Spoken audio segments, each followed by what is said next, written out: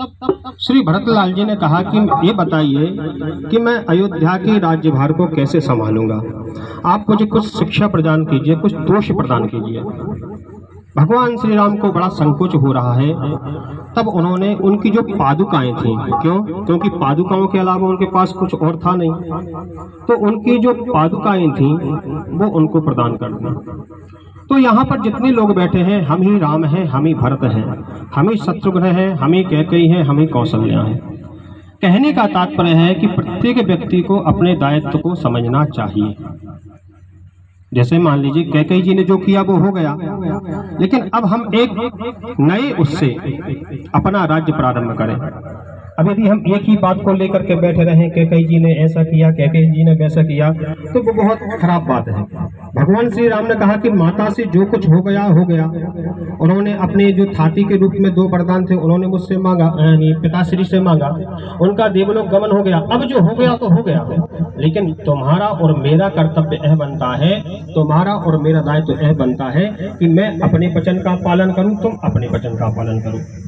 और जब जैसे ही 14 वर्ष का जो वनवास है वह पूर्ण होता है, पर हम देखेंगे जैसे आगे की जो प्रक्रिया रहेगी, लेकिन जब तक आप अपना दायित्व संभालो।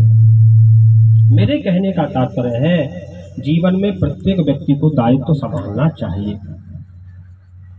इसको हम एक छोटे से दृष्टांत के माध्यम से समझते हैं कि जब तक आप अपने दायित्व को नहीं समझोगे, चाहे आप पिता हो, चाहे आप पुत्र हो, चाहे आप पति हो, चाहे आप पत्नी हो, आपका जो घर है वह ठीक तरह से चल नहीं सकता है। आपकी गृहस्थी रूपी गाड़ी है वह अच्छी तरह से चल नहीं सकती।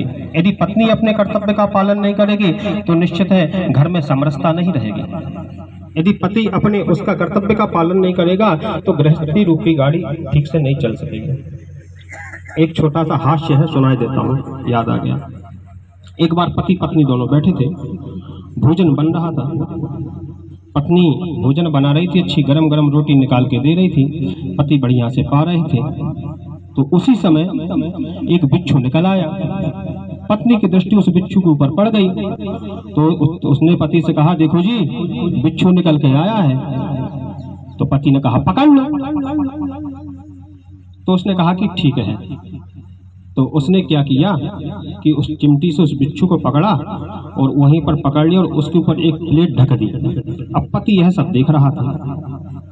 रात्रि हुई, दोनों सो रहे थे। उसी समय उनके